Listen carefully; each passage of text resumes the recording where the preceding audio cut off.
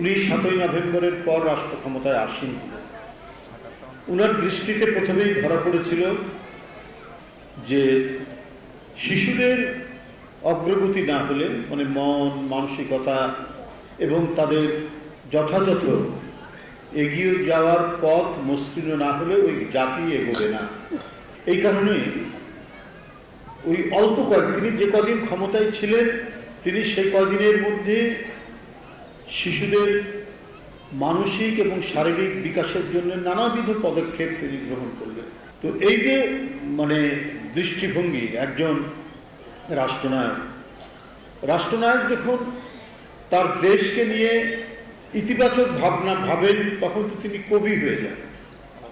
তখন কবি এবং রাষ্ট্রনায়কের মধ্যে কোনো পার্থক্য থাকে না।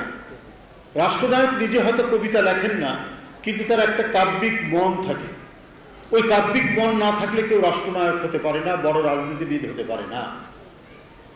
জিয়াউর রহমান ছিলেন আমাদের স্বাধীনতার সংগ্রামের, স্বাধীনতা যুদ্ধে একজন মহান কবি, যিনি বাঁশি বাজিয়েছিলেন স্বাধীনতা।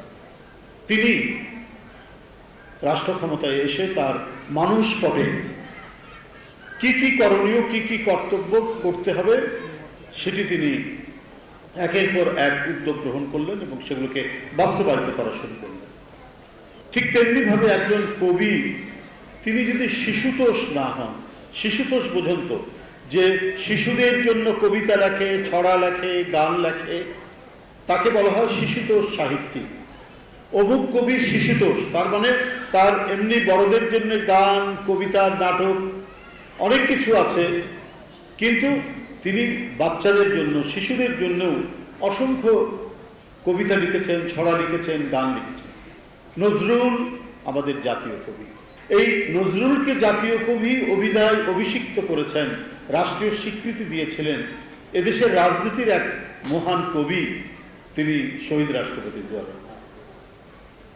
তো এই নজরুলকে রাষ্ট্রীয় স্বীকৃতি দিয়েছিলেন কাজী নজরুল ইসলামকে জিয়াউর রহমান। তিনি এদেশের জাতীয় কবি। এত যথার্থ, এত উপযুক্ত, এত বাস্তব, এত খাঁটি একটা সিদ্ধান্ত জিয়াউর রহমান নিয়েছিলেন, এটা ভাবাই যায়।